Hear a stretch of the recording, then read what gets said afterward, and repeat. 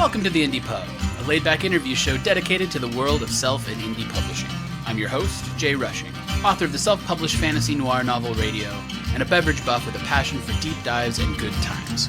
Each episode, a guest will step into the pub with a publishing-related topic and a favorite drink for us to explore and enjoy. Whether you want to sharpen your craft, snag a new cocktail recipe, or just have a laugh, there's always a seat and a full glass waiting for you at the Indie Pub. Welcome to the Indie Pub. Today's guest is Sarah Jane Singer, whose debut high fantasy novel, The Wall, launched in February to rave reviews. They're here with us to discuss the fun, stress, and intricacies of bringing aspects of ourselves into our writing. But before we dive in, tell us a bit about what we're drinking here in the pub today.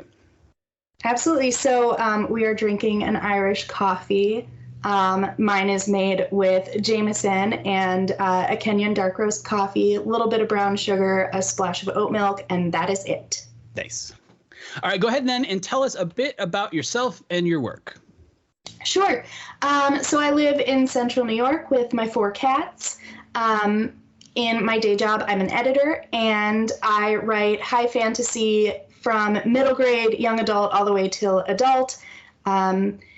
And I just really enjoy sort of exploring maybe the spookier side of high fantasy, infusing a little bit of horror into my works, and representing some of my own marginalizations that I don't really get to see as much in literature as I wish I did. Yeah, when we write, we can't help but insert ourselves in some way into our work. Mm-hmm. There's really no getting around that. But answering the questions of what to add, how to add it, how much to add can be kind of tricky.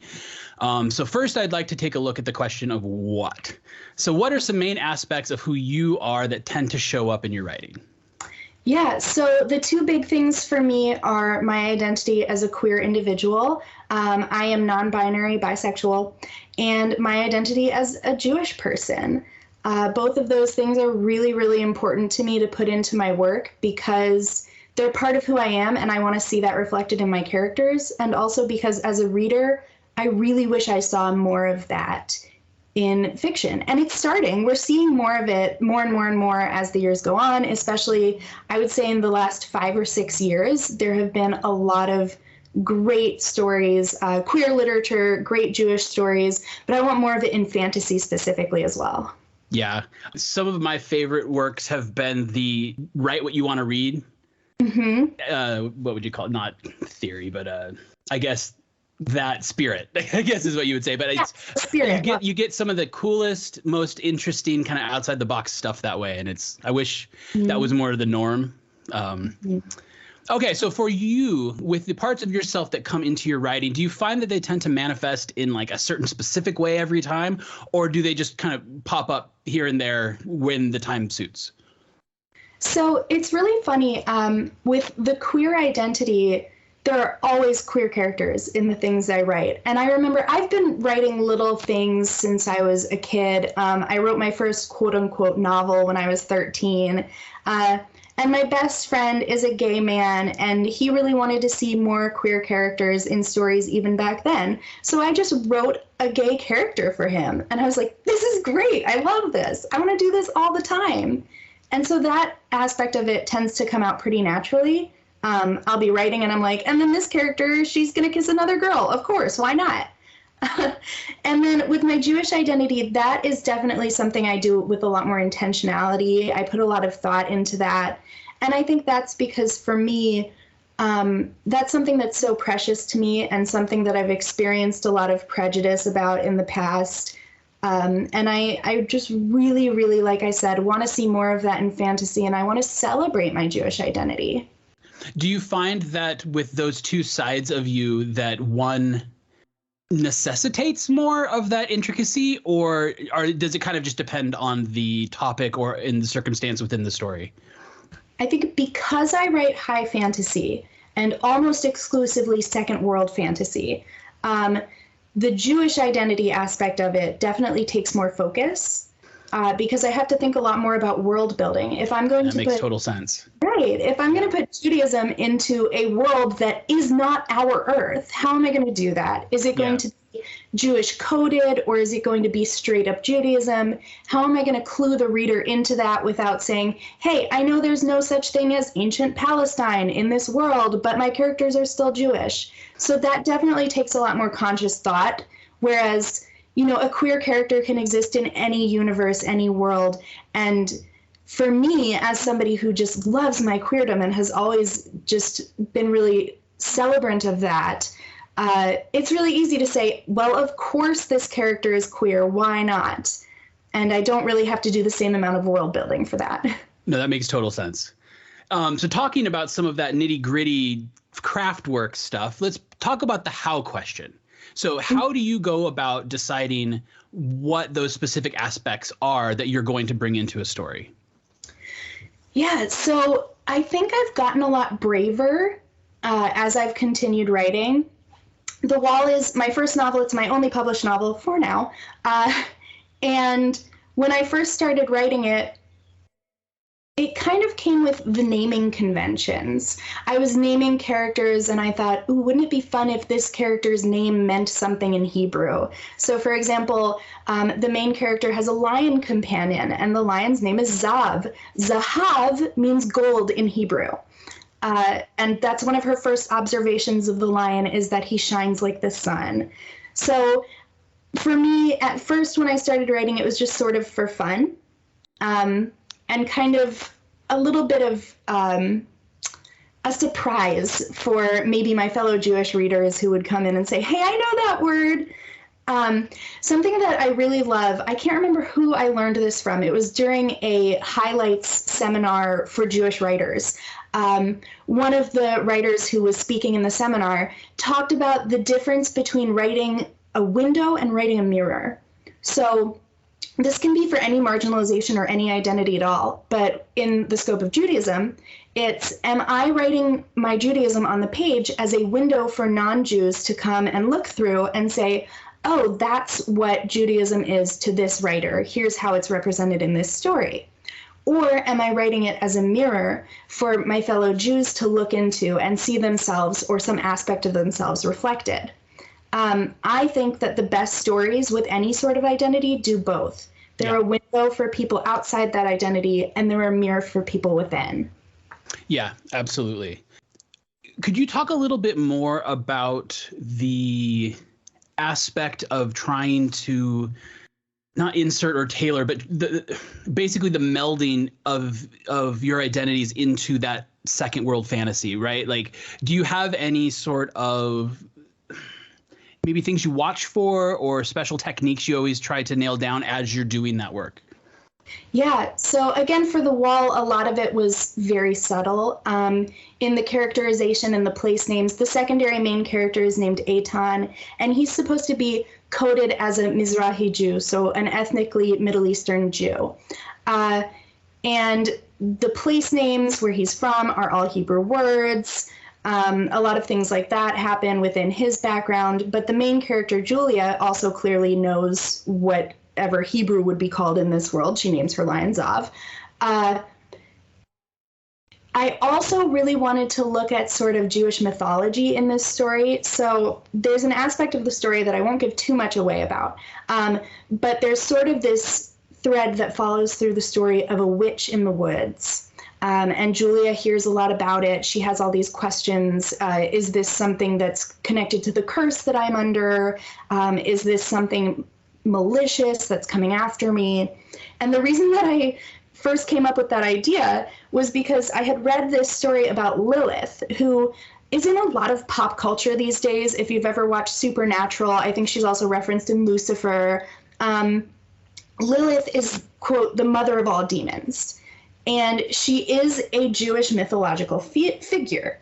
And in Judaism, she is believed to be a figure who seduces men, particularly before their wedding day, and then bears their children to create more of demonkind. So I read this story about Lilith luring men into the woods, and I thought that was so spooky and cool. And then I thought, but what if Lilith was sapphic? And that's when that went into the story. Nice. But in my current work in progress, I'm doing a lot more sort of conscious world building around how I'm putting Judaism into this second world fantasy. I want it to be a lot more obvious this time around. I don't want to have to tell people every time. I want people to be able to see it in the work itself. So one thing that I've done, the Jewish characters are called the children of Abraham, which is Abraham in Hebrew. So that is a pretty big clue, especially to people who have grown up in Western religions, that, oh, maybe these characters are this world's variety of Jews. So I'm trying to work on that world building and really bring it in. And I think the toughest thing with that is making sure that I don't make references that could only exist in our world. Right. And I think that's true of any writer writing second world fantasy. I remember in an early draft of The Wall, Aton was sword fighting and he said touche. And then I was like, there's no French in this world. Yeah, I am a big dirty cheat, and I tend to always write my stuff on Earth for that very reason. I'm just like, I can keep it in the box if I know the box already, but I'm so impressed by people who can truly just come up with a brand new world. That's a lot. Also, I'm glad you brought up Lilith. She's near and dear to my heart. She's actually one of the, I guess I would put it in quotes, antagonists of my book. So she's one of my favorites. That's very cool. I have to read that. She's awesome. Yeah. It's such a great character to learn about, especially both the, like, you know, you have all the demonology side of it, but then the actual more historical and like, I guess we'd say liturgical side of things or whatever. But yeah, like that's fascinating. Yeah, for sure. I completely agree. The feminism aspect is really interesting. I love her story. Neil Gaiman does some great stuff with her in the Sandman comics. And I think that's where, because he wrote the original character of Lucifer that was turned into this TV show. I think that's where they got the inspiration for her role in the show as well. So there's a lot of cool stuff with her out there. Well, speaking of scary stuff, let's move on to the last question I brought up, the how much.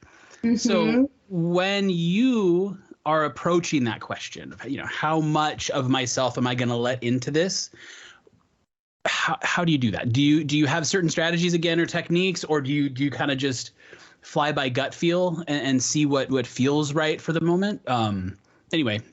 Yeah, you're totally right that it's a scary idea.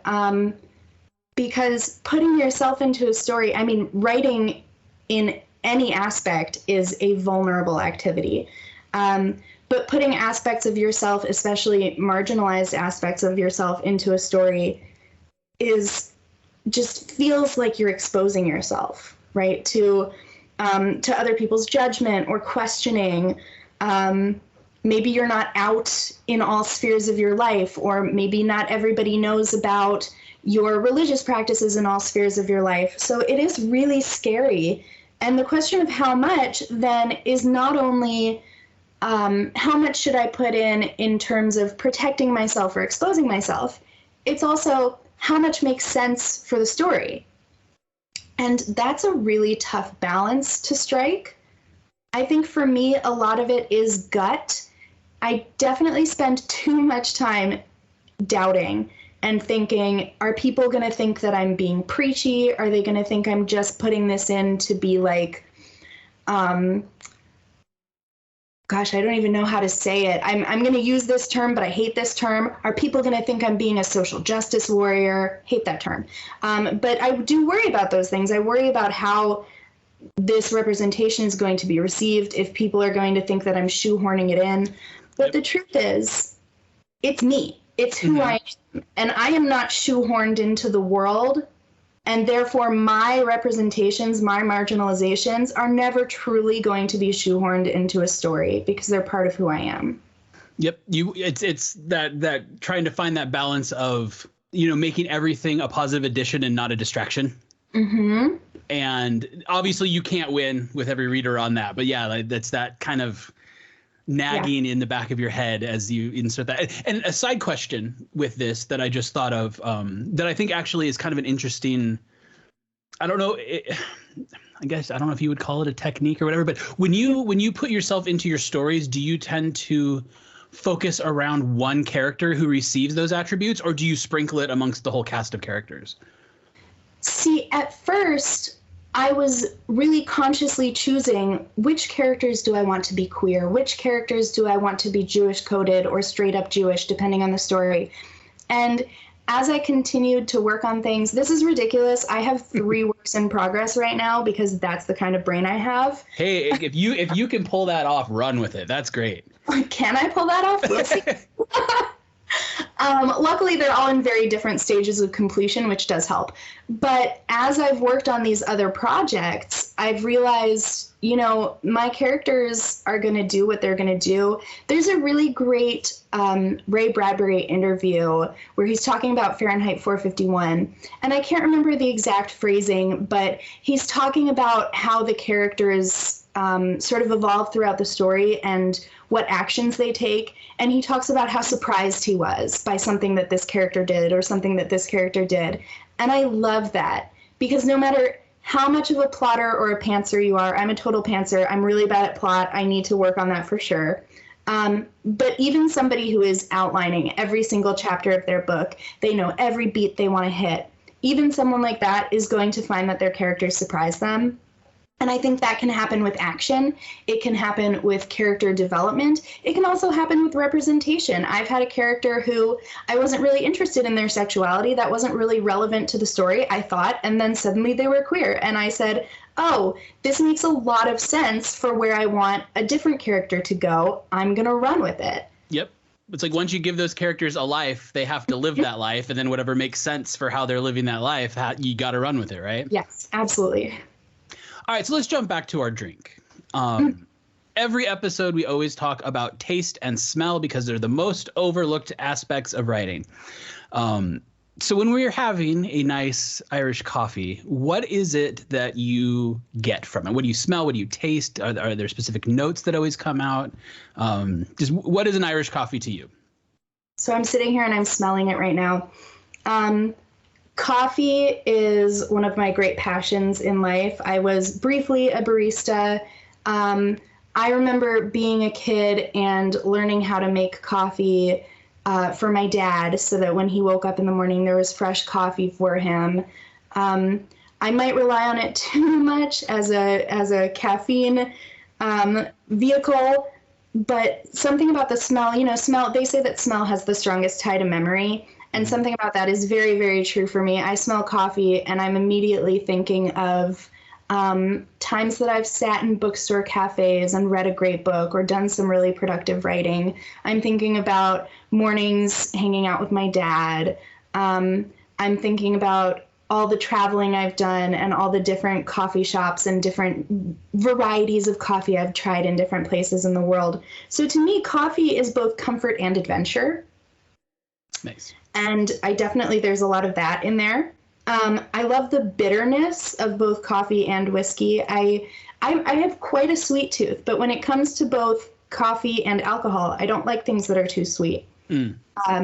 So I didn't put a whole lot of sugar in this, and it's just got this great sort of, you've got that rich smell of the coffee, you've got the rich and bitter taste of almost black coffee in my case, coupled with just excellent whiskey. I'm a huge whiskey fan. I lived in Scotland for 5 months, and I took full advantage. It was great.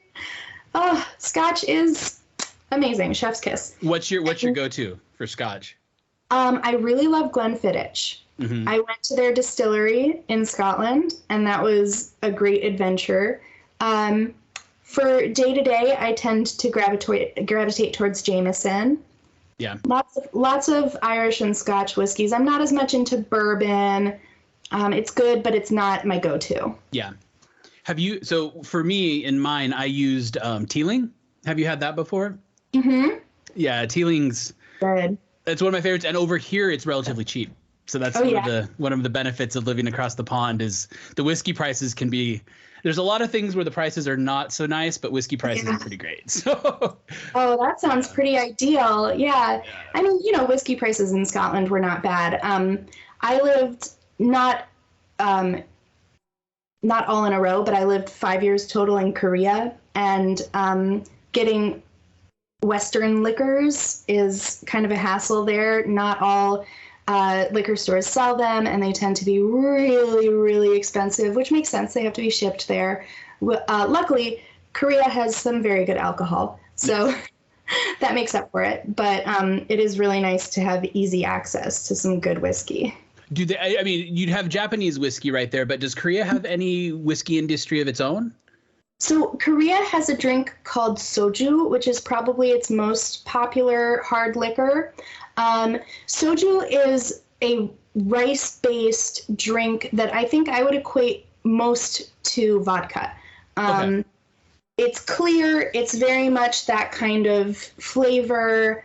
You can get it flavored. You can get it plain. The funny thing about soju is that you can get it really cheap and you can get it really expensive. Now, when I say really cheap, I mean a bottle that's maybe the size of, a bottle of Coke or something that you would get at the convenience store. You can get a glass bottle of soju at a convenience store for $1 or $2. Oh, wow. It's not great. So it's, yeah. Does not taste wonderful. But if you're willing to drop really not that much money, maybe $30 to $60 on a quality bottle, it's incredible. It's got some notes that are similar to sake, although I'm sure that Koreans would really resent me saying that. My husband is Korean. His grandmother used to distill soju, so he knows what's good and what's not. He's sort of guided me on my soju journey. Nice. If you get good soju, it is really, really incredible. Nice.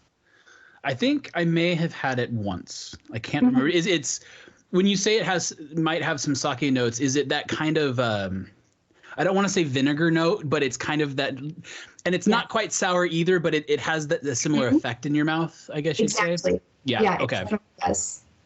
All right, so let's pull back and focus on the influence of religion and sexuality in your work. So I want to talk a little bit more about the ways in which you purposefully add them. So we talked a little bit about those techniques, but are there certain maybe examples that you give? Obviously, any example you give, non-spoilery, because we don't want to do that. But are there any examples you could give where you felt like you went about it with a really deft hand, or you had a really intentional way that you added it in? Mm-hmm. Yeah, so absolutely. I don't think this is too spoilery. Julia, the main character of The Wall, the big themes for her are growing up, exploring the world, sort of coming into her own outside of her family's influence and outside of the isolated life she's lived within a literal walled-in home. And that means learning how to be a judge of character, how to figure out who she should trust and who she shouldn't trust, what to do when she trusts the wrong person. And it also does have to do with figuring out her sexuality. So Julia does have encounters with both men and women, a man and a woman, in The Wall. And that was very much intentional. I wanted her to sort of grow into herself as a person. She's 18. She's learning who she is. You kiss some girls, you kiss some boys, you kiss some non-binary friends, and you figure out what's right for you. And I wanted to do that in such a way that it was never sort of a fraught journey. Because for me personally, really realizing that I was bisexual was not a fraught journey. I think I'm very lucky in that way. There was no fear surrounding it. I was never worried about what my family would think. I grew up with a lot of queer people who were close friends of the family, so I always knew that that was 100% okay. And it was sort of more of a moment of that light bulb turning on and saying, oh, this makes a lot of sense. This is probably why I was so obsessed with Xena when I was a kid. Nice. There was a lot of that going on. And I wanted Julia to have a similar experience where she's out in the world. Maybe she's thought about her sexuality a little, maybe she hasn't. And she's meeting attractive people here and there and sort of feeling emotional connections. And when she kisses a girl, it's like, wow, that was really nice. It's not, oh my God, I kissed a girl. What does this mean for me? And I really wanted to portray that because I think, especially for younger generations who are coming into their sexuality from a place of it being more mainstream now, you do see queer characters on television, and we still have a ways to go, of course, in media representation. But we are making strides, which is awesome. And young people are now seeing these characters in mainstream media. And I don't want it to always be this internal struggle for them of, is this who I am or isn't it? It's okay to not know. It's also okay to try some things and change your mind. For a while I thought, well, maybe I only like girls. And then I realized, no, I still like boys too. And I think media had a lot to do with that as well, because there were a lot of characters in media who would start out, especially women, who would start out, quote unquote, straight, and then would have an encounter with a woman. And suddenly the entire narrative was framed around this person being gay. And there's nothing wrong with that, but I don't think that's the only way that happens. Mm-hmm. And I wanted to portray that. I wanted to sort of just celebrate experimenting, and not even in a sexual way, but just experimenting with who you are as a person and what makes you feel comfortable. I'm going to go on a tangent. Sure. Because I'm very curious. With all of the people you had in your life as a support group, did they make it into your story? So I know we're supposed to be focusing on putting ourselves into the story, but I'm always curious about how people bring others into the story as well. Mm-hmm. So this is going to take a turn from putting myself in terms of sexuality and religion, and I'm going to talk about health. Okay. Because this story, and what's hilarious is that I didn't realize it at first. My dad pointed it out to me, and I said, "Oh my God, you're so right." This story is really a rumination on inherited disease. So we learn very early on in the story that Julia is cursed, and she becomes cursed as soon as she leaves the wall, as she calls her walled-in home. And we see hints that it might have something to do with her mother. Her mother is very ill at the beginning of the story. Her mother gives her a magical vial in the first chapter. Her mother is the one in the first chapter who tells her, you have to leave. And it's so funny that I didn't really realize I was doing this until my dad pointed it out. But my mother is a breast cancer survivor. And when I was 18, I found out that I had the BRCA gene, which is quite common in Ashkenazi Jewish women. So I guess that does kind of tie into my sort of cultural heritage as well. And that put me at a very high risk for breast and ovarian cancer. And there's a lot of imagery and symbolism in the book now that I look back at it, and I say, oh, that's really very clear to me. Dad, you are so insightful. How did you read my mind? And so really I did put my mom into the story. I put sort of our shared medical journey into the story. And a lot of the book is about Julia figuring out who she is as a person. And for me, a lot of my medical journey was figuring out who I was with this possible diagnosis hanging over my head, what I was going to do about it, and sort of reclaiming my agency. And this is something I talk about a lot, so it's not really a sensitive topic to me. I did, in my early 20s, find a small lump in my breast, and I decided to get a double mastectomy and reconstructive surgery. So I have seriously limited my risk of breast and ovarian cancer by doing this. And for me, I had this curse of this gene hanging over my head that my mother had passed down to me, but it wasn't her fault in any way, of course. And I had to find my own way to figure out who I was going to be with that curse hanging over me, how I was going to move forward with my life, what sort of steps I was going to take to break free of that and be who I wanted to be without that fear hanging over me all of the time. Yeah, absolutely. That's a really interesting one and a deep one for adding. That deep. So I guess one follow-up question with that then is how do I want to put this question? Because it's such a strong story. Where did you choose to position it? I guess depth wise? Is it a pretty top level through thread through the story, or is it more of an undercurrent? Or like, I guess that just where is that the geological positioning in the story? So without giving too much away, it's definitely very much a through thread of the story. We learn very early on that whatever is happening to Julia must be connected to her mother. We learn this through the vial of magic that she's carrying, through a lot of the series of events that occur. And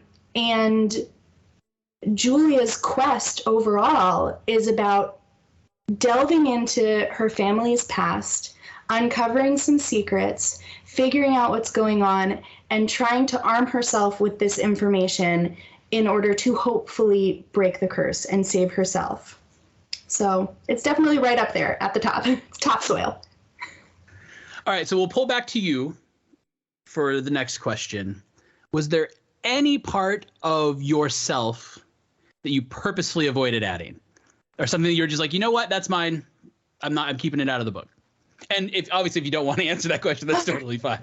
No, I'm happy to answer it. With this book in particular, I think that I kept out a lot of my mental health struggles. I have always struggled with anxiety and depression, and that's not really something that Julia struggles with quite so much. She's a very contemplative person. She's very shy, but she doesn't have that same social anxiety that I have, for sure. She's definitely socially awkward because she's never been exposed to the general public, but she's not anxious about it. Gotcha. And I think the reason I didn't put that in was I just kind of didn't feel like it. Mm-hmm. It's not so much that I wanted to protect myself from people knowing about it or reading about it, but it's kind of exhausting to sort of dwell in that headspace when you're in that headspace every day anyway. Yeah, that makes sense. So I think that was a big reason that didn't go into the book. Okay. All right. So opposite side of things, mm-hmm. What was the favorite thing you worked in? Either the most satisfying or just that, like, you wanted it in, it made it in, and you did it and you pulled it off. What's that moment? Again, non-spoilery. Yes. So I have to go super vague here to not be spoilery. But there is a character who is bisexual, and there are experiences with women and men in the story. There are multiple queer characters in the story. And one of the queer characters has a relationship with a man. And so this is a woman who is bisexual in a relationship with a man. And it was really important for me to put that in because I'm non-binary, but outwardly people tend to assume I'm female. And my pronouns are she, they. So, and my husband is a man. So what happens a lot is I get that tired old line of, well, you're not bisexual because you're married to a man, which is just, if you're in a monogamous relationship as a bisexual person, you just can't win when it comes to these people's comments. And I really wanted to represent that. I wanted to have a bisexual woman who was with a man, at least for part of the book, and I wanted that to be okay, and I wanted that still to count as queer representation. Mm-hmm. So that was something I was really excited to be able to put in there. All right, and so then pulling back to everything that made it in, mm-hmm. What do you feel was the trickiest thing for you to get right? The thing you really had to finesse and mold and really take your time with? The hardest thing was making Julia, I don't want to say likable, but she's so naive. And I wanted her to be likable. I wanted her to have agency while also exploring that character growth of somebody who doesn't know the world at all. Mm-hmm. She's naive, she's shy, she's constantly questioning, should I be doing this? Should I go back home? Should I be trusting this person? Do I even belong out here in this world? What am I doing? What am I doing? Oh my God, what am I doing? And it was really hard for me to make her a relatable, enjoyable character to read about, because that's not the type of character I would seek out as a reader. That's not to say there aren't readers who would love that type of character. But for me, I tend to like characters who are a little more self-assured, a bit tough. Most of my favorite books have characters who are maybe anti-heroes in a way. And I really like that sort of personality type. So writing Julia was a little bit annoying. Sometimes I was like, oh my God, can you just do the thing? And she would say, no, because what if this person is going to hurt me? It was kind of like, if you've seen Tangled, it was kind of like right after Rapunzel leaves the tower and all she can imagine in her head is Mother Gothel being like, monsters everywhere, monsters. Yeah, that was sort of Julia's experience towards the beginning of the novel. And making that well-rounded and compelling was tough for me. How did you manage it? Let us know what strategies, or just like what route did you take to try to navigate those waters? I actually took the opposite approach that you might think. I made her what I consider to be even less likable. I made her kind of sassy and defensive. She meets Aton very early on in the book, and I think one of the first things she says to him is, what's your name? I assume it isn't Lord something. And she's just a little bit sassy and nasty to him. And I thought giving her a little bit of that almost spoiled background and a little bit of defensiveness to her kind of made her flawed in a more compelling way, to me at least. And it made her more fun to write, which I hope makes her fun to read as well. No, that makes total sense. It's almost like adding a bit of gravity, because if they're gonna be that nasty and snarky, they have to go they have to go somewhere, right? So I like that strategy a lot. That makes a ton of sense. Just turn up the juice a little bit and then watch things unfold. I like that. A little bit of drama. Yeah, exactly. All right, let's jump back to our drink. Sure. If you're willing, I'd like for you to do a little world building for us. So, thinking about a nice Irish coffee, what would be the perfect setting? If you could, either for yourself or for a character, write the perfect setting for enjoying this drink. I'm going to do it for a character so that I can do it in a high fantasy setting, because that's just so fun. So I am picturing a character who has just spent the night at a little bit of a rough style inn. And they're coming downstairs in the morning, and most of the patrons are a little bit hungover. And this character is feeling like, maybe this isn't my scene. I don't feel 100% safe here, but I also feel a little bit exhilarated being in this sphere. Also, I am tired. I'm not a morning person. So my character sits down at the window, and they order a coffee. It comes, they take a sip, and they almost spit it out because that coffee has alcohol in it. And then they decide they like it. And they're sitting here, they're looking out the window, they're looking at these hungover patrons who are a little bit of a rough crowd. They're looking at maybe some mountains in the distance. They're at the beginning of a journey, and they don't know where it's going to take them. This is becoming more and more Julia by the second. And they're realizing, hey, I can try something new, and I can step out of my comfort zone. And this is delicious and energizing, but also soothing. And I think I'm ready to take on the day and maybe take on the world. Nice. Yeah. I just noticed something with mine, and I don't know if you'll have it in yours because obviously different ingredients, but I've never noticed it before, and it's fascinating.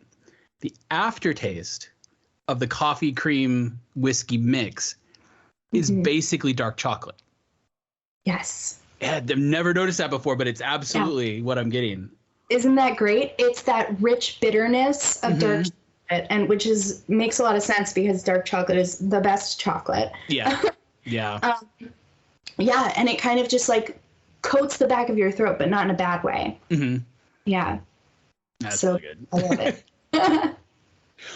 All right. So do you have let's get into specifics a little bit more. Do you have any specific tips or tricks or advice or techniques that you utilize throughout? I know we talked a lot about techniques and things, but do you have some that you'd like to pass on to the listeners, the stuff that you think they can take for themselves and use? Yeah, so especially in terms of representation, I would say something I wish I had done more for The Wall would be to interrogate my characters earlier on. This goes back to being a planner versus sort of flying by the seat of my pants as a writer. I think it's really helpful to explore your characters early on. If you're introducing them later in the story and you don't expect them to be there, pause. Stop writing that scene if you're at a good stopping point, and talk to that character. Ask them what they're doing here. What is it that they want? How do they feel about the other people who are already in the story? And see if you can sort of get their vibes. Do they want to be queer? Do they want to have the same marginalizations or the same representation that you possess? What is it that drives them, but also what is it that they enjoy? So there's a character towards the middle of my book. He's a fairly minor character. His name is Malik. He is a gardener, and he has an entire section of his garden that is poisonous plants. This is my favorite thing in the world. I love poisonous plants. I find them fascinating.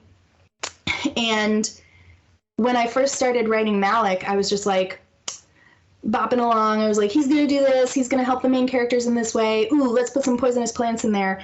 And I wish that I had sat with him a little bit longer and asked him more questions about himself. Why? Why did you start doing this? What was it that compelled you? And also logistically, how did you get these different plants from different regions here and make sure that they all grew healthily? I think that's the case with all characters, whether you're talking about putting queer representation or Jewish representation or anything else into the story. Sitting with them longer and asking them questions is really, really valuable, and it's going to make you care about your own characters a lot more as well. Nice. Okay.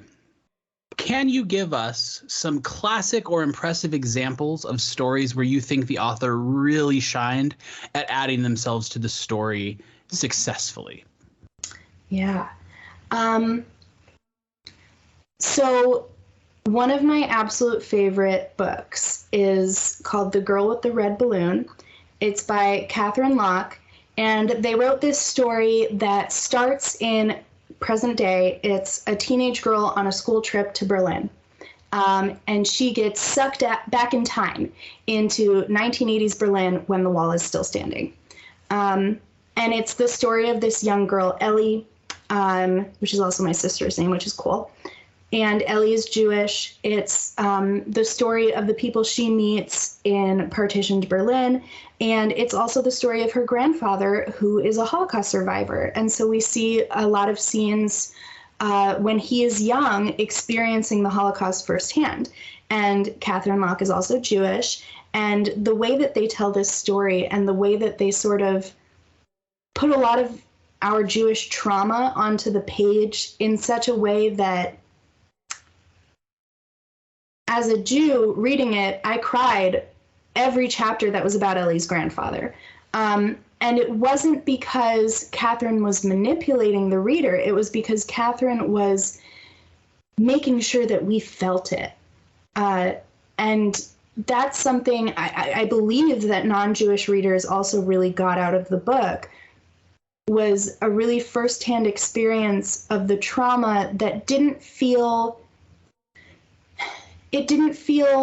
sensationalized. It didn't feel melodramatic. And it was so intensely personal to this character and to his family that it really put you into that person's shoes in a way that a lot of Holocaust literature doesn't manage to do. Mm-hmm. I think that sort of representation is not only extremely successful, but so important.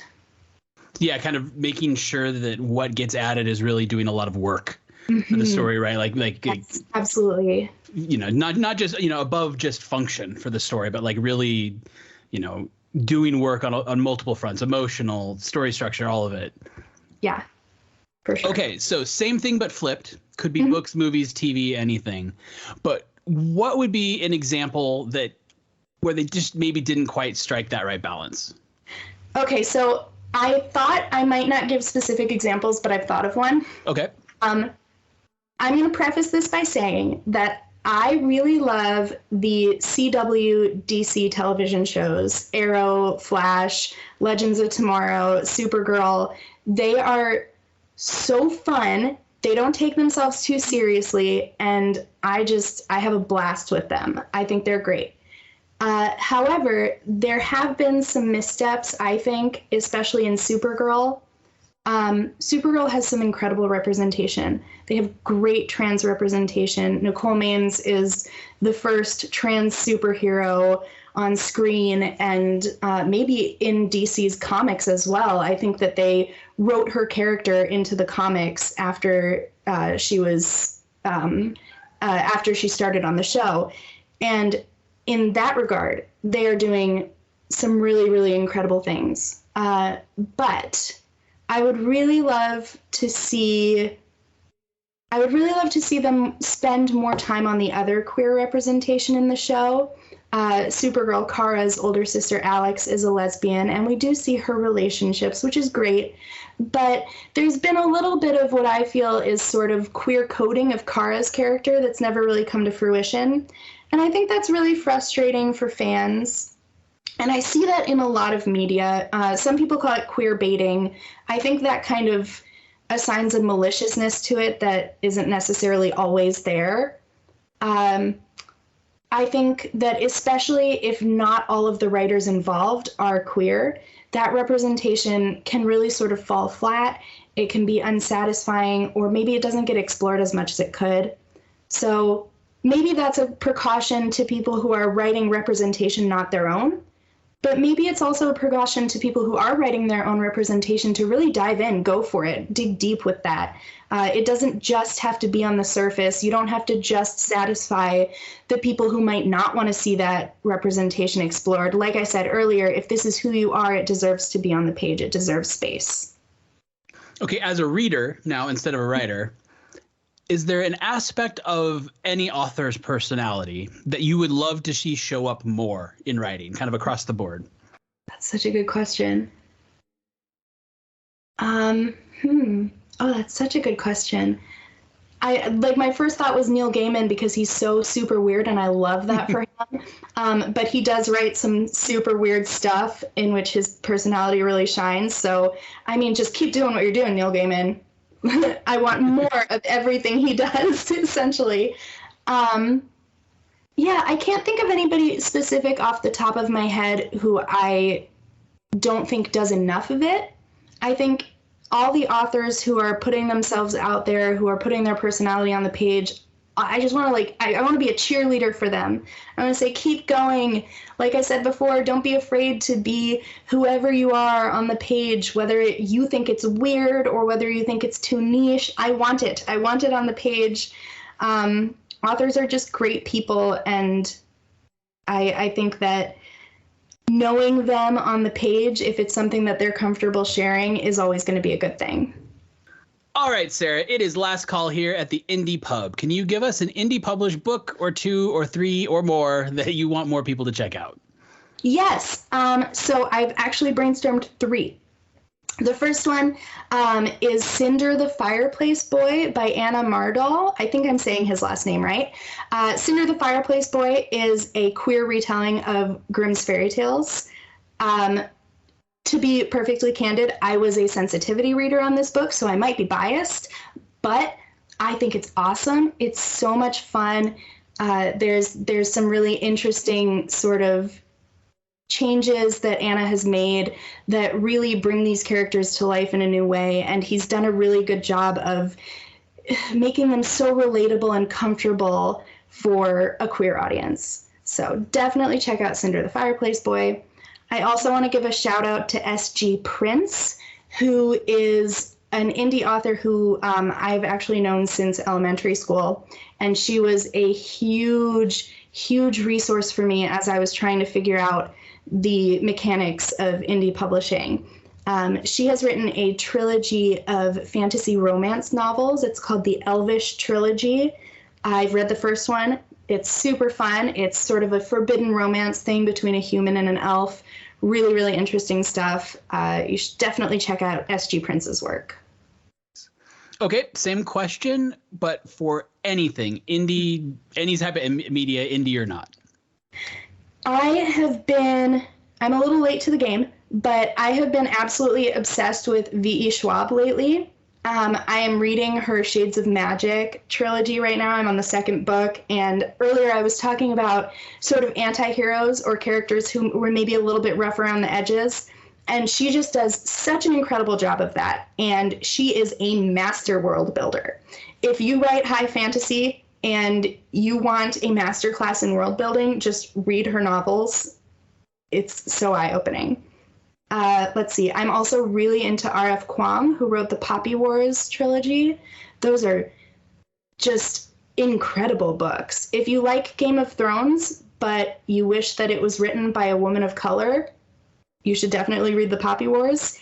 It's, I would say, better than Game of Thrones. I've read all the Game of Thrones books, and I think the Poppy Wars is just compelling in a beautiful way. It's got so much Chinese history and culture in it, and it's also just these beautifully flawed characters who are just trying to do their best in a horrible, rough world. All right, Sarah, tell our listeners what you have going on and where they can find you and your work. So, The Wall is out in the world. You can purchase it online wherever books are sold. I am working on other things right now, so you should definitely stay tuned for some more high fantasy, exciting queer representation, Jewish representation. You can find me on Twitter at the new Sarah Jane. That's Sarah with an H. You can find me on Instagram at caffeinated fiction. And you can find me on my website at sarahjanesinger.com. That's Sarah with an H, Sarah Jane like the Doctor Who character, and singer like a person who sings a song.com. Thanks everyone for tuning in to the Indie Pub. If you like what you hear, consider giving us a like and subscribe so you won't miss any of our indie investigations or boozy banter. I've been your host, Jay Rushing, and we'll see you back in the pub next time.